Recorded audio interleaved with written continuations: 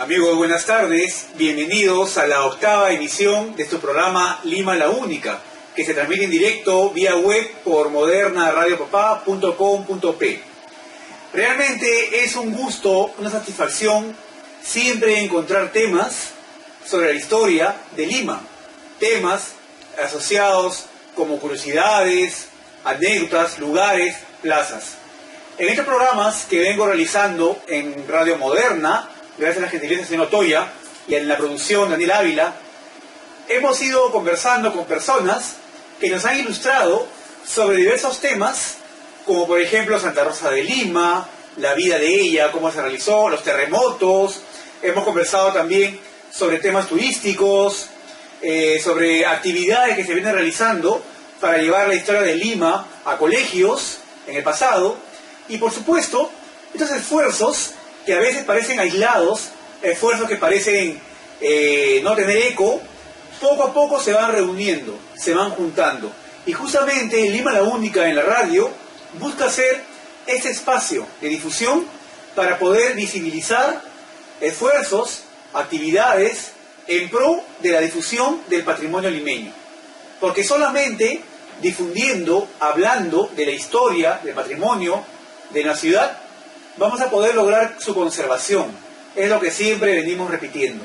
Entonces, en este programa, ya en instantes, tenemos un invitado muy especial, un amigo que nos va a hablar respecto a actividades que se vienen realizando en un lugar de Lima, sobre todo en un distrito con mucha historia, y que de un tiempo a esta parte se ha tomado en serio la labor de recuperar sus espacios culturales, de difundir sus valores históricos, y él va a estar aquí para hablarnos sobre esto. Pero como siempre, antes de iniciar ya el cuerpo del programa, como diríamos, algunas reflexiones, unos comentarios respecto a lo que sucede en Lima. Una vez más, esta semana que ha pasado, la noticia ha sido, pues, en este caso ha llegado desde fuera, desde México. Justamente, cosa casual, el domingo pasado iniciamos hablando respecto a los terremotos que han asolado a la ciudad de Lima en su historia. Terribles terremotos registrados, ¿no?, ya en la época de la fundación de la Ciudad de los Reyes a la fecha, nos ha mostrado que nuestra ciudad ha tenido que aprender a convivir con esos eventos de la naturaleza.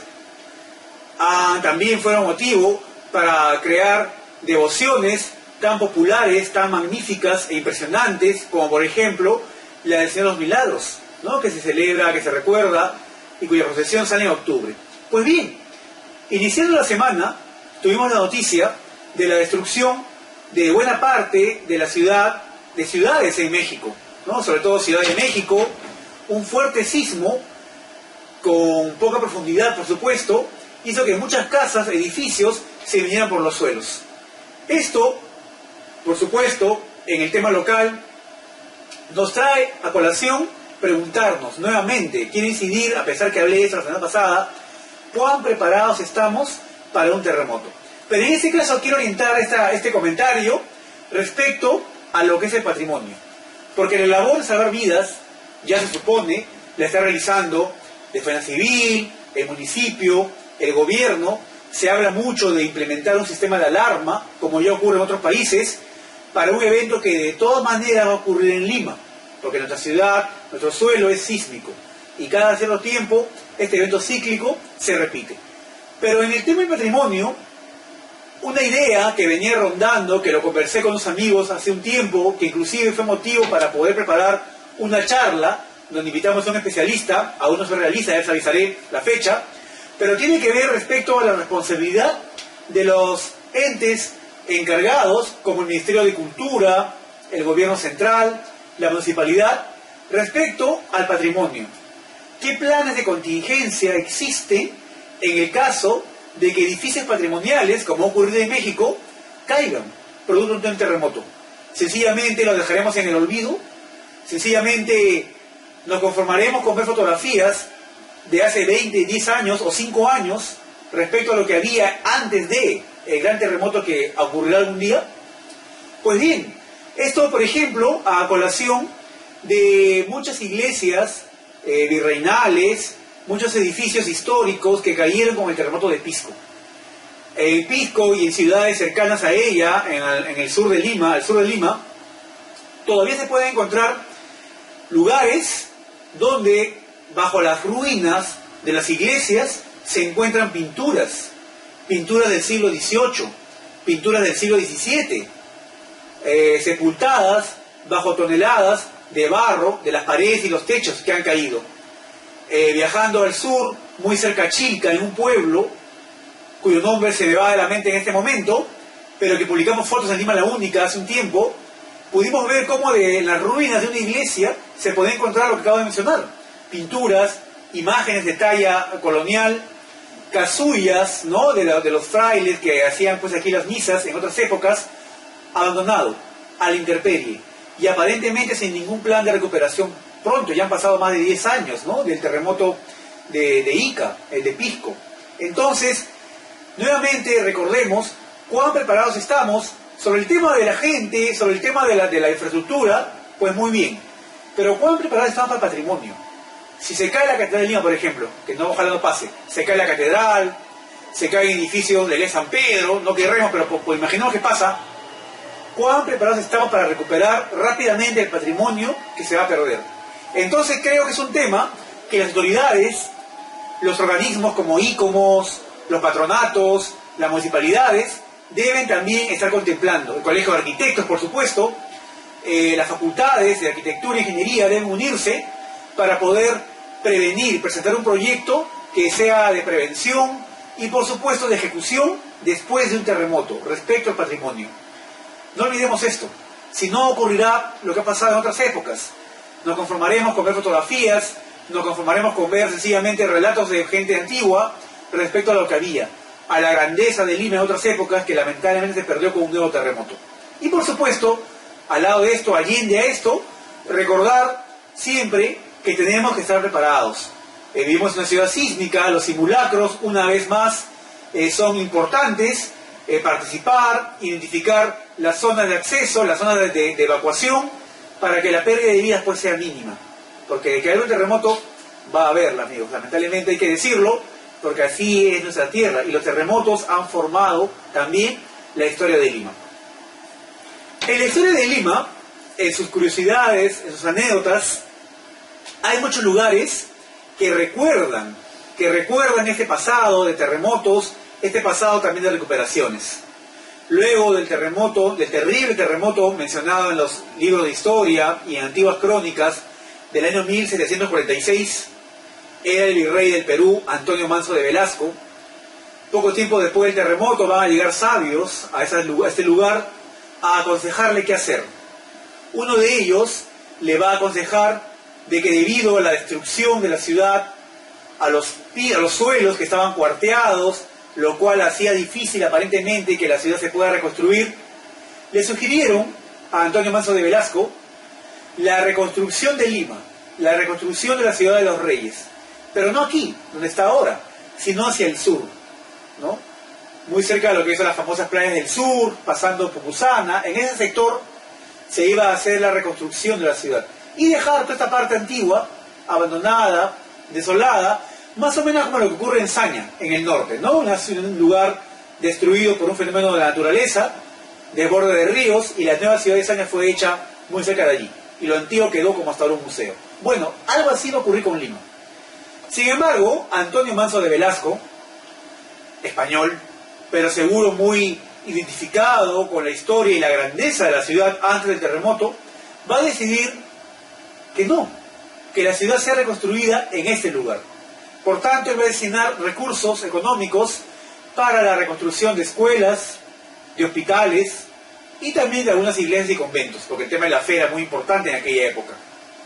Así es que cuando él acaba su gobierno, Antonio Manso de Velasco, y viaja a España, como todos los virreyes tenían que viajar para rendir cuentas al rey, el rey lo va a felicitar y le va a decir que su labor en la ciudad de los reyes fue magnífica, ya que fue el principal impulsor de que la ciudad se recupere de sus ruinas.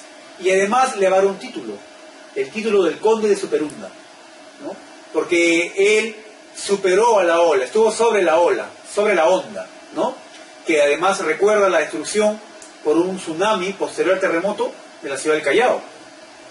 A partir del conde de Superunda y las reconstrucciones que se van a hacer en la ciudad de Lima, todos los virreyes que van a llegar después de él van a seguir una línea de reconstrucción de la ciudad. Entonces, si bien es cierto, lo más antiguo de Lima hoy, en su mayor parte, son lo que se hizo después del terremoto de 1746, muchos de los edificios, conventos, iglesias, edificios públicos y, como no, casas particulares, se van a hacer sobre las ruinas de las antiguas edificaciones.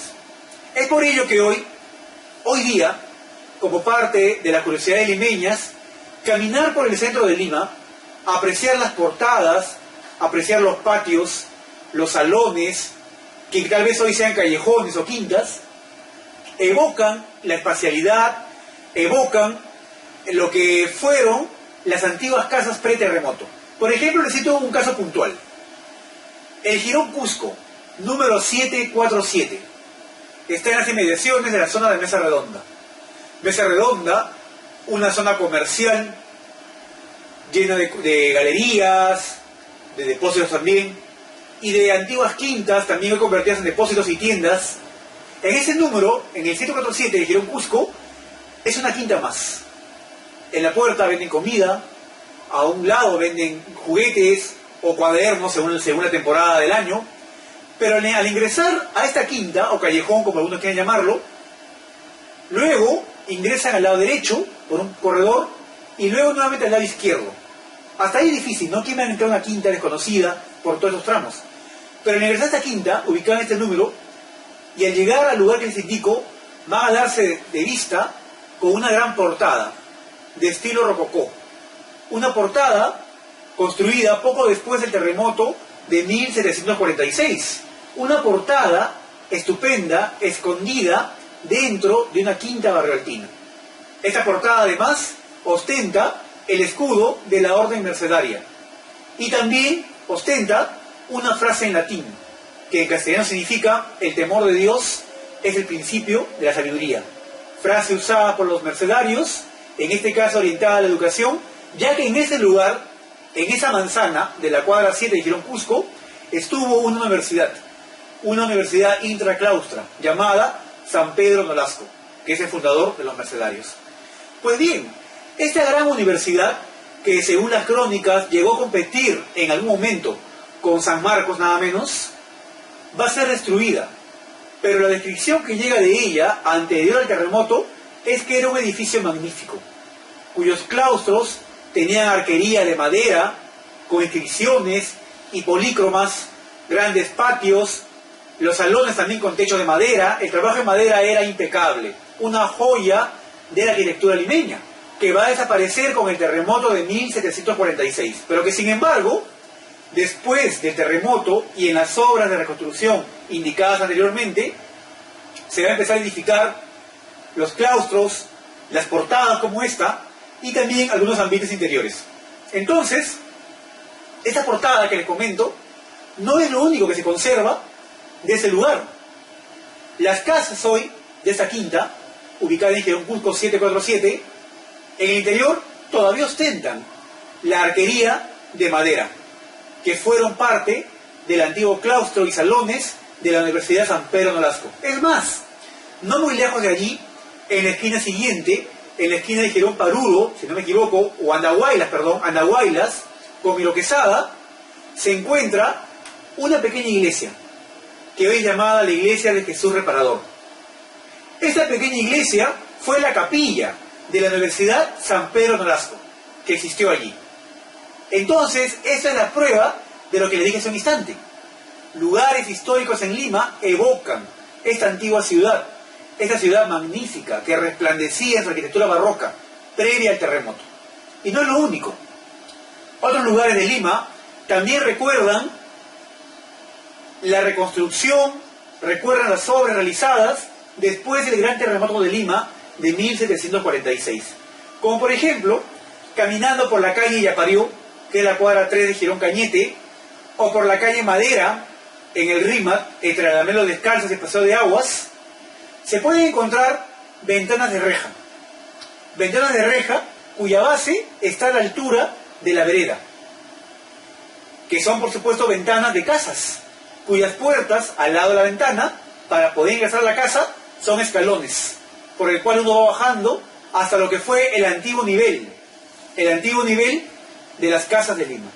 Pues bien, siguen contando las crónicas, y además de eso, por ejemplo, se encuentra en un libro de Charles Walker respecto al terremoto de 1746, de que la ruina de la ciudad fue tan grande que muchas paredes de adobe cayeron sobre las calles. Y la obra posterior de reconstrucción no fue levantar los escombros, sino apisonar, ¿no? Asentar las ruinas en las calles donde habían quedado. Esto, por supuesto, hizo que el nivel de las calles creciera, ¿no? Del tamaño real, unos centímetros más arriba. Esto siguió aumentando con los empedrados, adoquinados y asfaltados que hoy son común en las calles de Lima. Esto hizo entonces que algunas de las casas que quedaron en pie en el terremoto de 1746, a la fecha, estén por debajo del nivel de la pista actual. Y son las casas cuyos balcones de reja están al nivel de la vereda, que les comenté. Uno pueden verlo en la calle Yaparió, la cuadra 3 de Girón Cañete, en el barrio de Monserrate, y otro en la calle Madera, en el Rima. Otras edificaciones, por supuesto, tuvieron más éxito. Fueron conservadas, fueron restauradas, por supuesto, y son hoy el mejor ejemplo de lo que fue la arquitectura grandiosa de Lima pre-terremoto. Como por ejemplo, el principal ejemplo de todos, el Palacio del Marqués de Torre Tagle, ubicado en la cuadra 3 de Girón Ucayali, muy cerca de San Pedro, hoy Ministerio de Relaciones Exteriores. Pues bien, este grandioso edificio, que hoy, como hemos dicho, son sedes de un ministerio de gobierno, la Cancillería además, ostenta en su fachada unos balcones de gran factura, balcones barrocos, que son un botón, un ejemplo de lo que fue la arquitectura común en las calles de Lima, porque no era lo único en esa época.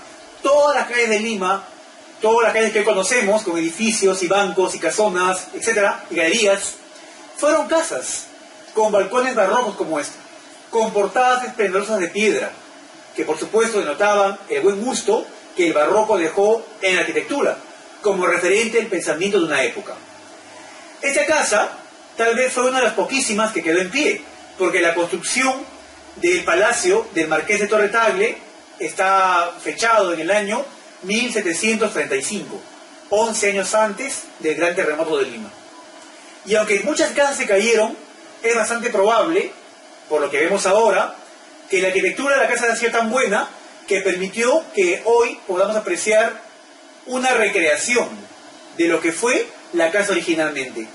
Y he dicho una palabra clave, he dicho recreación, porque en los años 50, la antigua casa del Marqués de Torre Tagle, cuyos balcones interiores estaban soportados por vigas para que no se caigan, fue sometida a una remodelación, casi reconstrucción además, en el cual se colocaron vigas de cemento en el centro de las actuales paredes de adobe.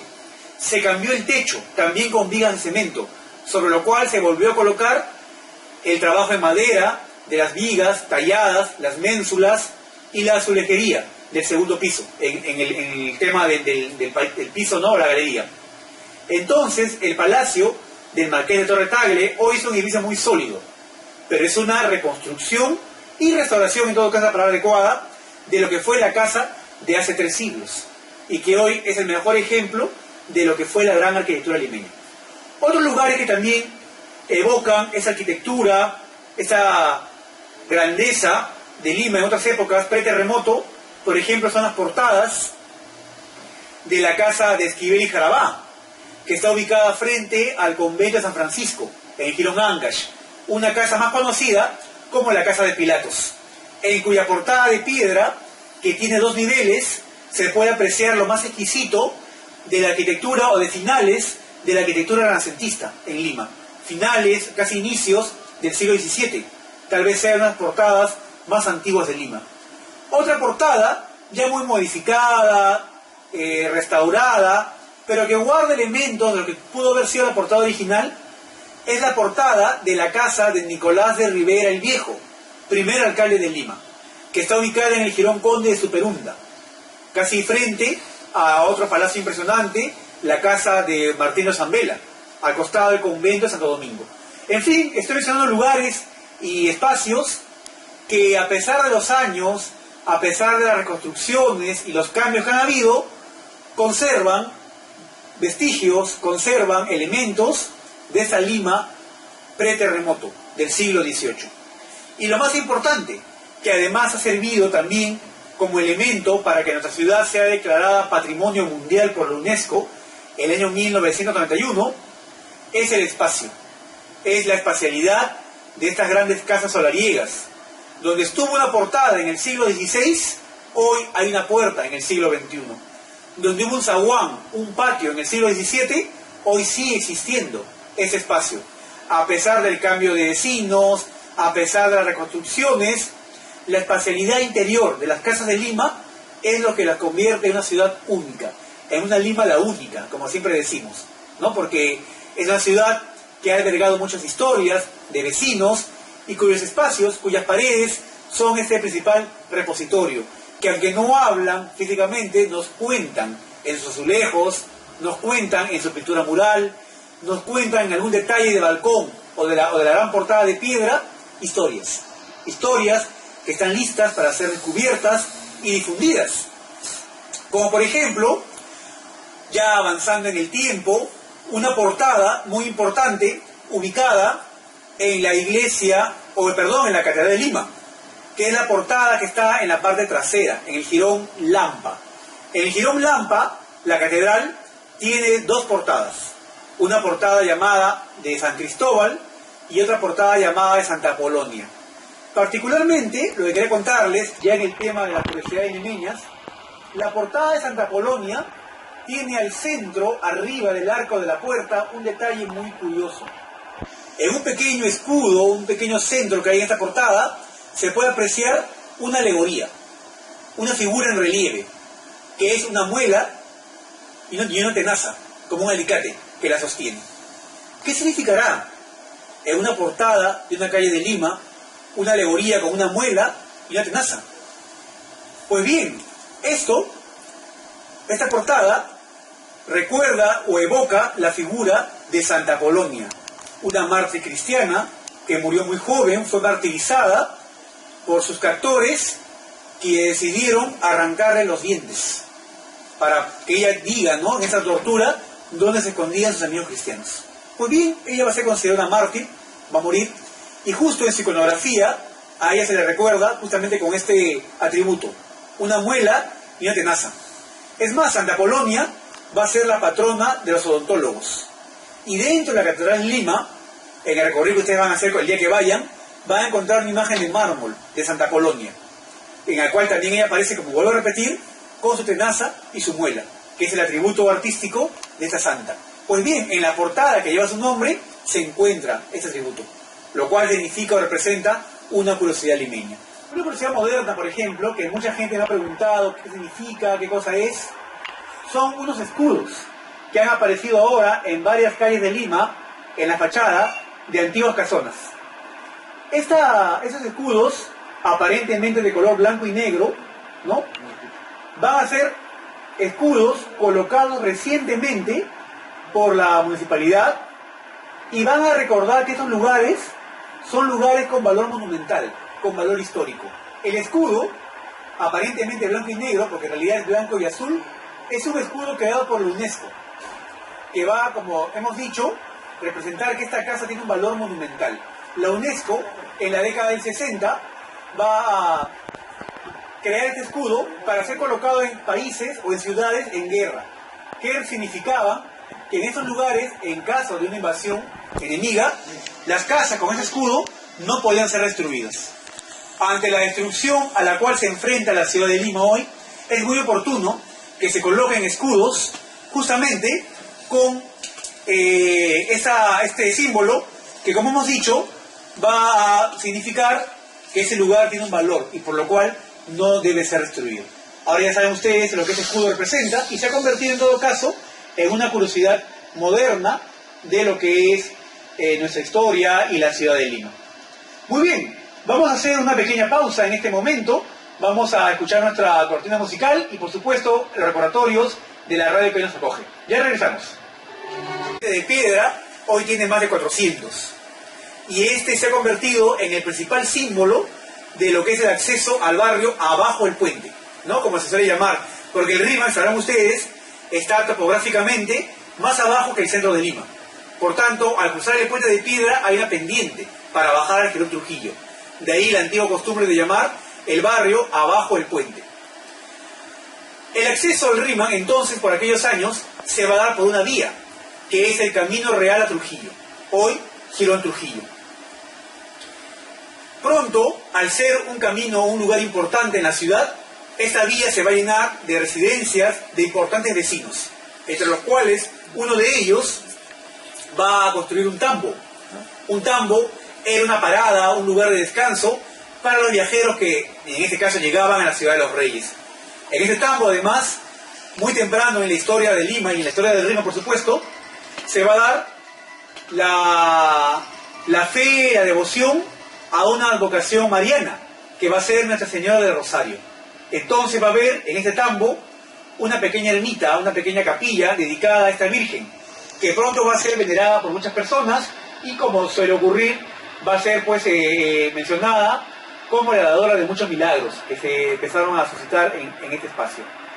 Pronto va a surgir la devoción en la capilla del puente, como se llamó originalmente, el lugar donde se solía rendir oración a Nuestra Señora del Rosario. Pasan los años, los lugares del tambo van a cambiar, va a haber casas, y una señora, en el año 1800, va a donar terrenos para que donde estuvo la antigua ermita, el antiguo oratorio, se edifique un pequeño templo.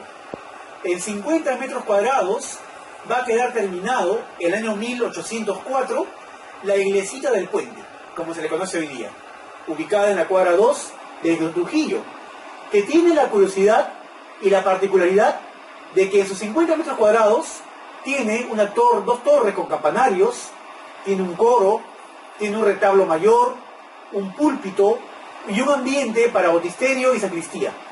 Todo lo que tiene una iglesia grande estaban pues resumidos en este pequeño espacio. Y es una curiosidad histórica que ustedes pueden ver apenas entrando al Rímac, ¿no? Es mencionada, por supuesto, como la iglesia más pequeña del mundo. Hay una placa ahí en la fachada que lo menciona. Pero, por supuesto, si es cierto o no, lo cierto y real es que es una curiosidad arquitectónica que tiene que conocer, apenas entrando al Rímac.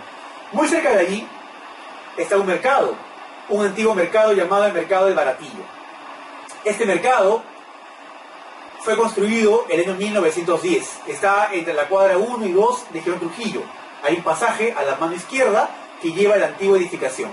Este mercado fue construido donde hasta 1910 existió una capilla, la Capilla del Baratillo, que tomaba este nombre por estar frente a una pequeña plazuela, donde desde la época virreinal se ubicaba un pequeño mercado. Un mercado donde se vendían productos a bajo precio, por ese motivo llamado Baratillo. Es en este mercado donde va a desarrollar una labor evangelizadora un sacerdote jesuita, el padre Francisco del Castillo. Como muchos religiosos de la época, este padre, al observar que la misa de los domingos cada vez tenía menos asistentes, se va a enterar que mucha gente prefería ir al mercado, muchos comerciantes, ¿no?, dejaban de ir a misa por tener ventas en el mercado. Va a hacer lo que era costumbre en muchos frailes y curas de la época. Va a ir al lugar donde estaban los comerciantes para poder predicarles y hablarles. Él va a llamar la atención de las personas llevando una gran cruz, ¿no?, a la manera de Vía Crucis, ¿no? Se va a dedicar al lugar y va a empezar a hablar sobre los castigos que, por supuesto, podían existir en las personas y en la ciudad de Lima si que la gente se alejaba de su creador, si se alejaba de Dios. Pues bien, va a tener mucho éxito y su misión evangelizadora va a ser recordada, ya que la cruz que él solía llevar después de su muerte va a ser colocada en ese lugar y va a ser, por supuesto, recordada en la capilla que se va a levantar después. Por eso que esa capilla que les comenté, que existió hasta 1910, se va a llamar la Capilla de la Cruz del Baratillo. Y esta capilla va a ser ubicada donde luego se va a construir el mercado que hasta hoy existe y que, a pesar que hoy tiene pocos comerciantes, está cerrado, va a ser un referente de la arquitectura de mercados de principios del siglo XX. Y esa no es la única curiosidad o edificio importante que existe allí, ya que en esta plazuela de Baratillo, al frente hay una casa construida en la segunda mitad del siglo XVIII. Por tanto, también entra en esta lista de edificaciones sobrevivientes del terremoto de Lima, de aquella época, del siglo XVIII. Esta casa va a ser de unos condes, los condes de Montes Claros de Zapán. Y ellos van a añadir en la arquitectura de su casa un elemento que fue típico de Lima durante muchas décadas, quizás cientos de años, que va a ser un mirador.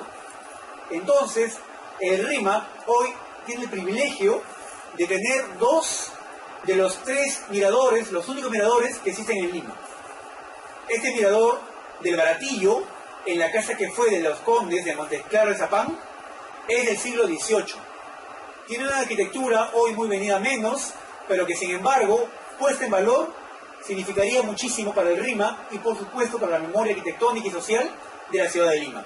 Porque recordemos que en otras épocas los miradores recordaban el carácter comercial de muchos vecinos de la ciudad, que edificaban estos elementos en sus casas para poder ver desde allí el puerto del Callao.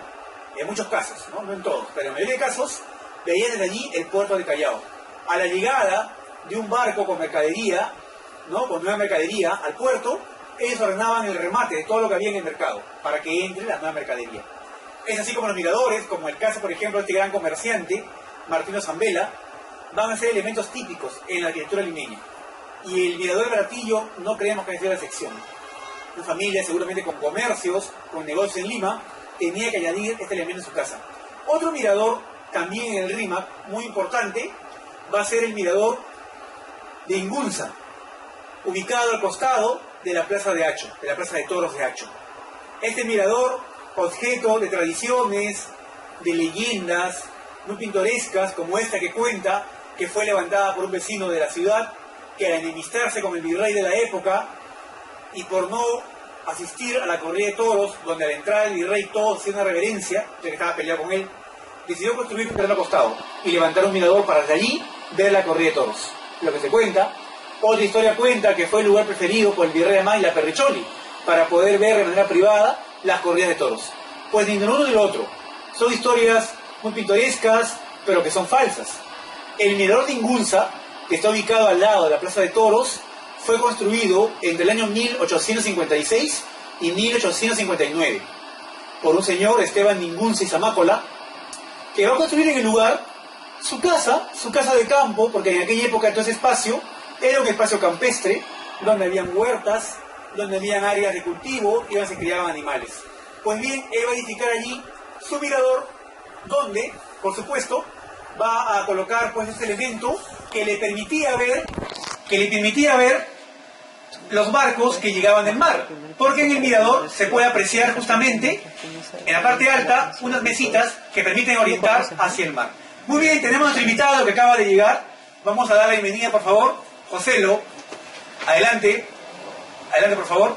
Justamente estaba yo que me adelantaba. Joselo, bienvenido a Lima La Única Radio. Asiento, por favor. Hablando un poco de los valores históricos y turísticos de Lima. Joselo Chirinos Castro es gerente de Cultura, Educación y Turismo de la Municipalidad de RIMAC. Una municipalidad con la que ya hace un buen tiempo venimos colaborando activamente y con el mayor cariño del mundo, ya que ellos, entendiendo la importancia que tiene este lugar, están haciendo labores para visibilizar este patrimonio. José, bienvenido.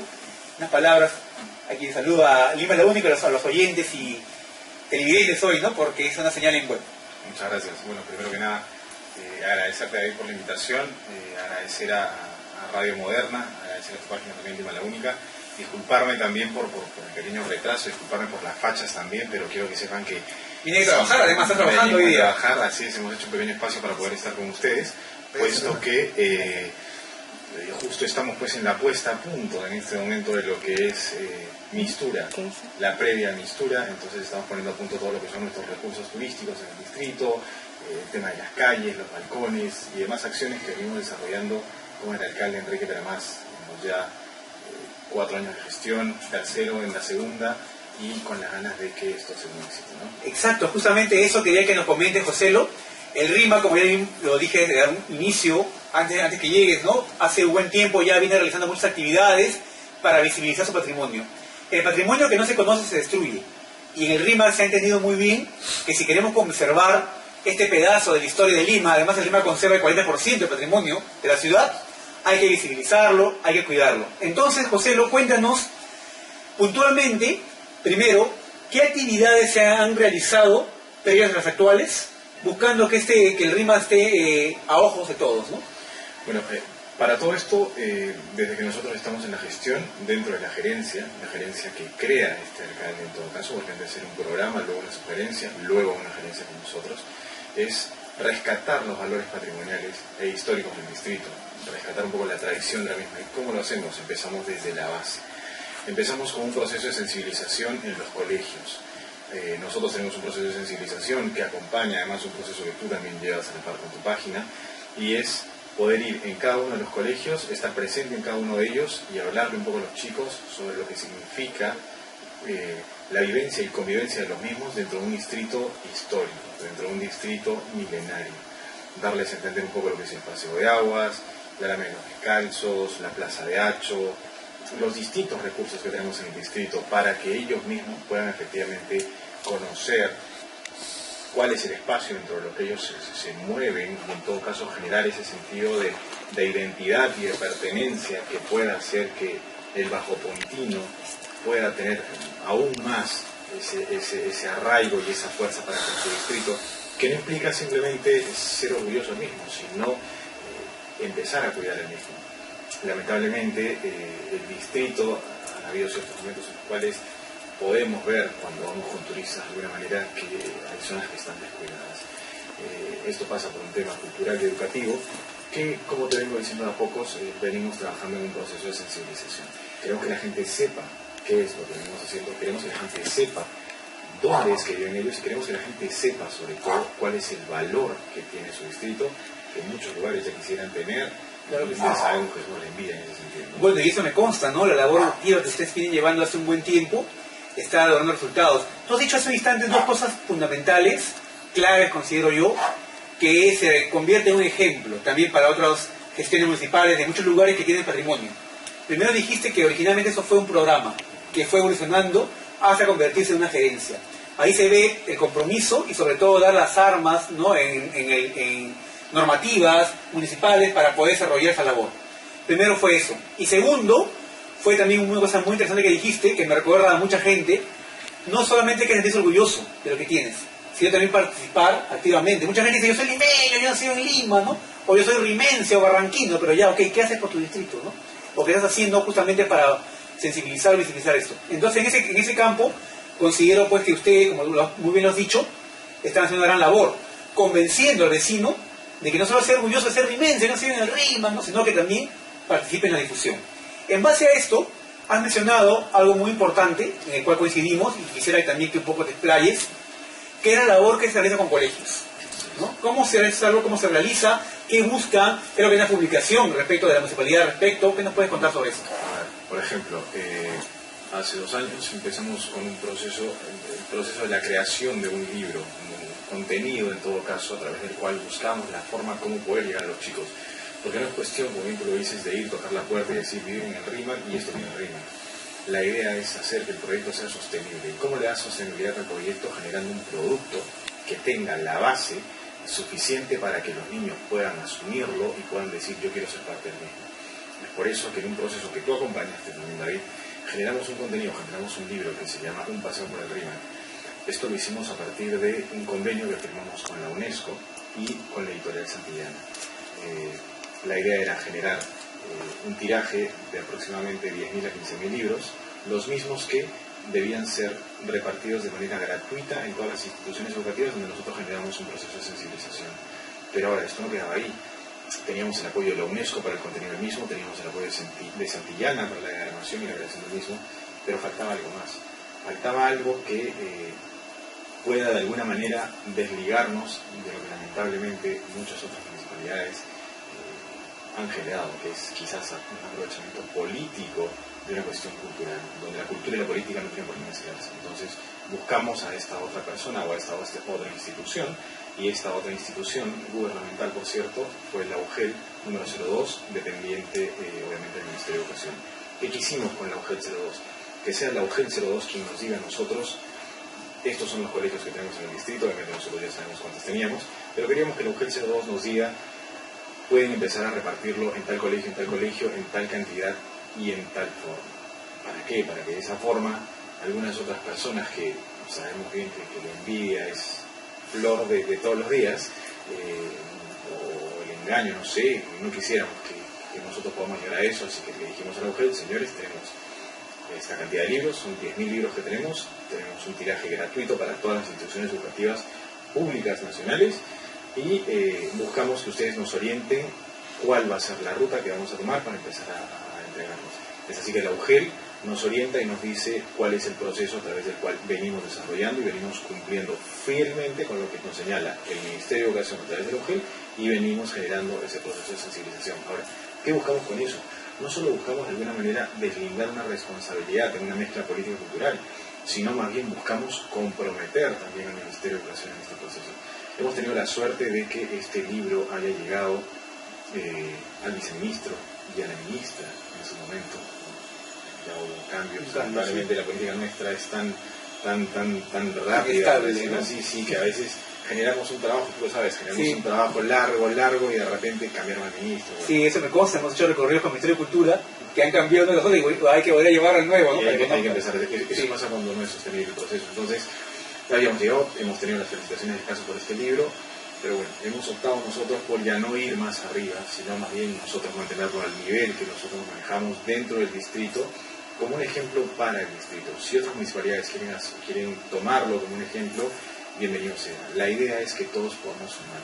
Creo yo, alguna vez escuché que ya todo está descubierto, entonces lo único que hay que hacer simplemente es que adaptarlo, no es copiar, es adaptar. Y en procesos como estos, por ejemplo, donde podemos replicar buenas prácticas gubernamentales que se hacen en otros países, porque esto se ha realizado en otros países, pues simplemente lo hemos cogido, lo hemos adaptado a nuestro distrito y lo hemos desarrollado. Y es así que ahora podemos decir nosotros que tenemos un proceso sostenible en el tiempo y que esperamos que esto tenga que durar unos 5, 6, 7 años para que nosotros podamos ver el cambio en los chicos que están hoy en cuarto, quinto de primaria o tercero, cuarto de primaria, para cuando salgan del colegio y ellos puedan tener una verdadera formación, no solo en la historia de Perú, sino en la historia de su distrito. Estupendo. Justamente se ve que hay una organización, una planificación muy seria, ¿no?, al respecto, y que sin duda va a dar resultados. Todo trabajo educativo es a largo plazo, pero bien llevado como ustedes están haciendo, sin duda va a dar frutos, ¿no? En ese aspecto excelente, ¿no? Felicitaciones a lo que están realizando allí. Otro tema que te quería comentar, y que los amigos que están, los oyentes, los que nos están viendo, ya deben saber, si no sabían se lo comentamos, el RIMAC es la cuarta ciudad patrimonio en el Perú declarada por la UNESCO. Tenemos Cusco, Arequipa, Lima y el RIMAC. Entonces, en base a esta declaración hecha en 2015, ¿no?, como ciudad patrimonio por la UNESCO, es que también se ha iniciado, además del trabajo con escolares, unas iniciativas para visibilizar el patrimonio, mediante un tema de imagen, ¿no? Se está trabajando en imagen, buscando demostrar lugares emblemáticos del RIMAC, con esa nueva frase, ¿no?, que la historia de Lima empieza en el RIMAC, ¿no? Justamente es una frase que puede a algunos provocarles, pero ¿cómo es posible que esto que el otro? Pero no, vamos, que todo antes era el RIMAC, porque todo era el Valle del RIMAC. No sea que en realidad que no estamos tampoco, como tú dices, descubriendo algo nuevo, sencillamente recordando o mencionando pues lo que antiguamente se sabía, por cierto. Entonces, en base a esto, ¿qué proyectos en el tema de imagen se han trabajado y se vienen trabajando desde la municipalidad para visibilizar el RIMAC a todas las personas? A ver, quiero empezar por algo que tú has dicho hace un momento. Efectivamente, nosotros hemos empezado una campaña, y es una campaña de posicionamiento de una marca. Nosotros tenemos una marca registrada ya ante Indecopi, que es una marca ciudad, que está a nombre de la municipalidad del RIMAC, no el nombre de la Fray Enrique Granados, como alguna vez se escuché por ahí. No. Nosotros trabajamos para la gestión y por la gestión. Esto está a nombre de la municipalidad del RIMAC, y este nombre es el RIMAC es otra historia. Es otra historia. Así es. Y a la par, nosotros estamos trabajando una campaña, un tema de marketing a través del cual queremos que la gente voltee a ver al RIMAC. Hemos iniciado esta campaña que genera como tal un contenido que dice, aquí nació la historia de Lima. Es muy cierto, hay gente que lo puede tomar a bien, lo puede tomar a mal, hay apasionamientos de todo tipo, pero yo quiero hacer hincapié sobre ese tema. Lima nace mirando al Rímac. Lima no nace mirando al mar, como estamos hoy en día. Claro, hoy en día todo el mundo va y mira al mar. No, señores, Lima nació mirando al Rímac y lamentablemente hoy Lima le da la espalda al Rímac, en todo sentido. Es literal ese sentido. Entonces nosotros de alguna manera queremos hacer, oigan señores, para ese gobierno está un paso, volteen, estamos aquí. Aquí está la historia, aquí nació la historia. Para quienes le guste, quienes no, aquí nació la historia y hay que reconocerla como tal. Tenemos problemas, tenemos temas de limpieza, de inseguridad y otras cosas que los tienen todos los distritos del país, señores. Ahora, hay que decir algo adicional. Nosotros no somos un distrito que tiene los recursos que pudiera tener otro, independientemente porque los tengamos o no. Eso hace que de alguna manera nosotros tengamos que gestionar muchas cosas. Entonces, en esas gestiones que nosotros empezamos campañas agresivas con lo poco que podemos tener, con los pocos recursos económicos, más no humanos, porque el recurso humano lo tenemos y en demasía. Parte de este equipo eres tú, David, en ese sentido. Tengo que decirlo también de una manera desinteresada, que siempre lo has hecho. Y la idea es esa, señores, volteen, aquí está el Rímac, aquí nació la historia. Tenemos una campaña que hemos iniciado en redes, tenemos banners que estamos publicitando precisamente en los puntos de acceso del distrito para que la gente pueda ver de alguna manera. Si antes pasaban para ir a Los Olivos, a Juan del Vigancho, o pasaban por la vía de Avitamiento, pues bueno, ahora hay algo que te jale el ojo y que de alguna manera puedes decir estoy de acuerdo o no estoy de acuerdo, pero bueno, ya sabes que el Rímac está. A fin de cuentas logras el cometido, ¿no? Generar discusión, generar llamar la atención. Así que por ese lado creo que eso fue un éxito, esta campaña. Ahora, has hablado de accesos al Rímac. Hay 3 accesos que se están trabajando bastante ahora, ya con miras a lo que va a ser la Feria Gastronómica de Mistura, ¿no? Que se realiza ya en poco tiempo, ¿no?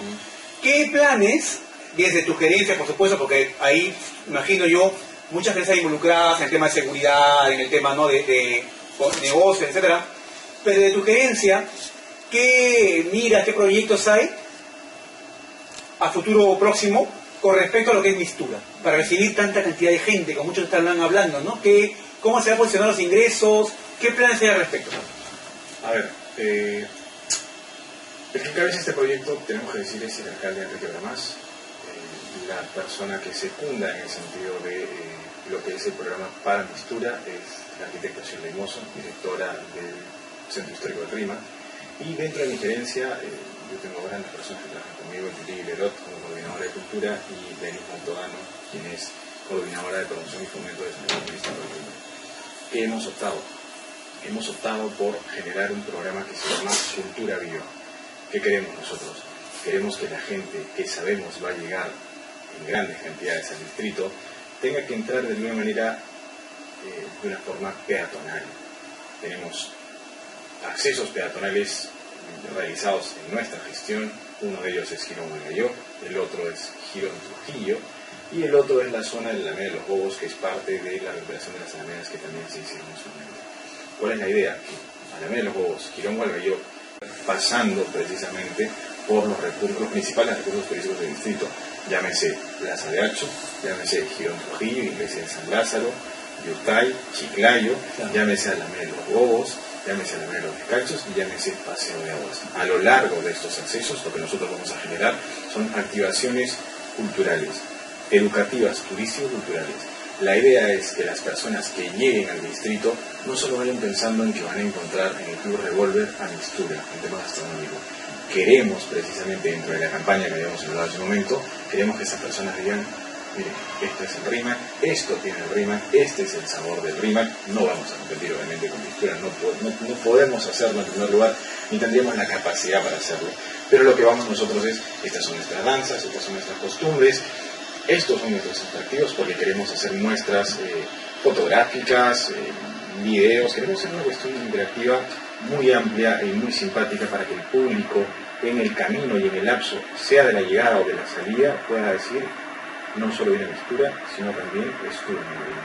Eso es parte de lo que Estupendo, José. Ahora que una pregunta, quizás no podría ser para alguna polémica el tema.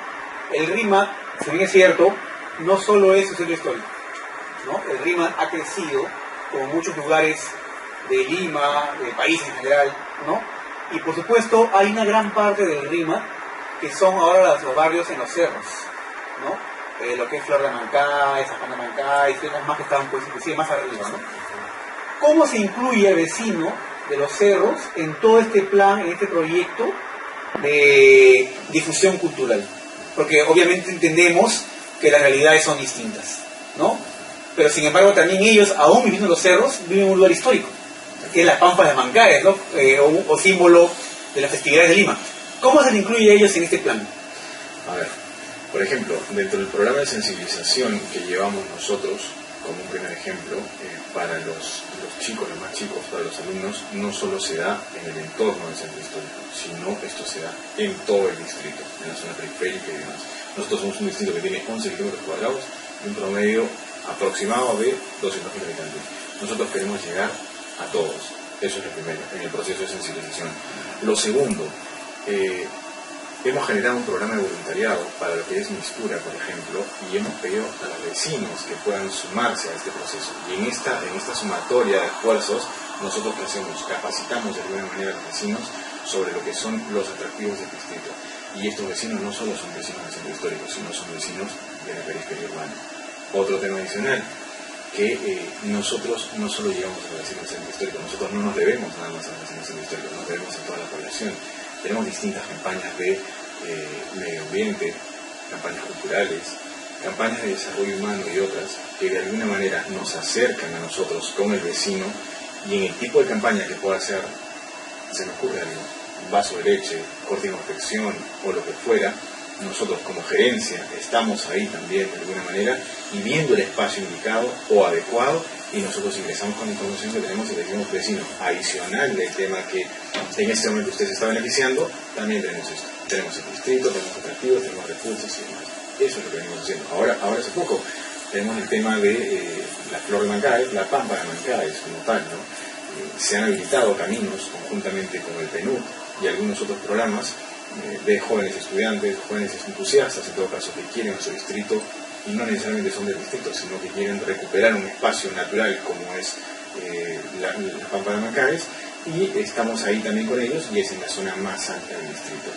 La idea, como siempre lo dijimos nosotros, que lo inició el alcalde, es activar y darle usos múltiples y usos alternativos a todos los espacios del distrito.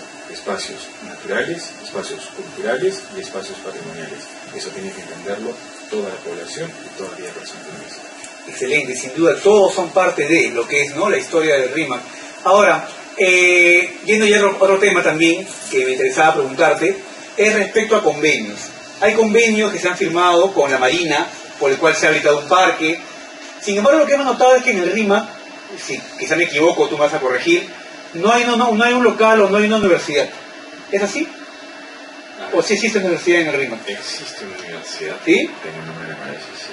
Bueno, entonces me equivoqué porque mi idea era, ¿cómo el RIMAC tiene tanto patrimonio, no tiene un local universitario? Pero ni hablar, así que hay, ya vamos a seguir descubriéndolo. Bueno, Joselo, para terminar, ¿no?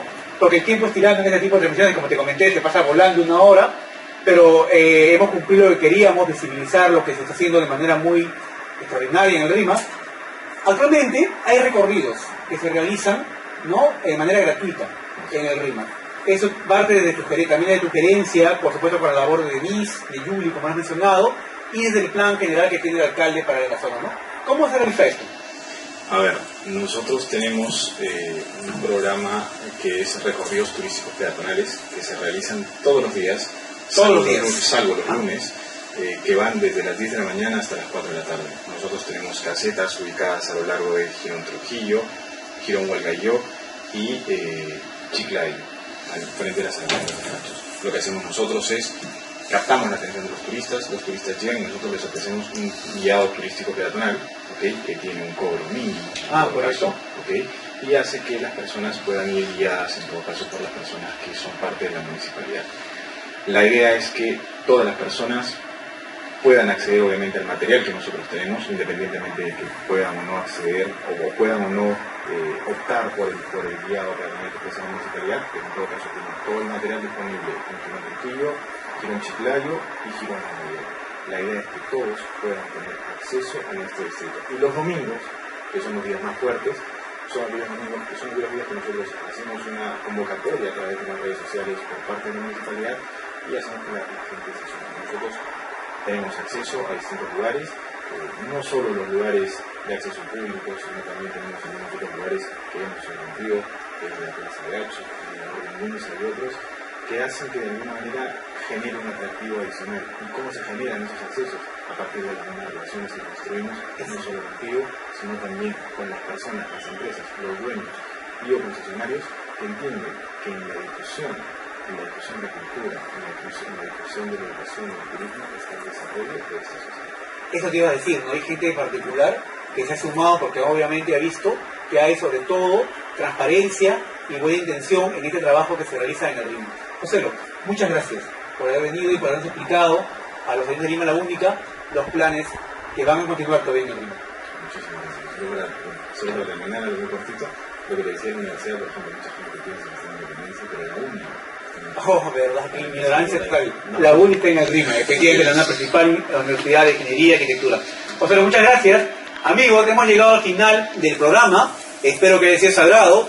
Recuerden que la historia de Lima empieza en el RIMA, sin picarse, ¿no?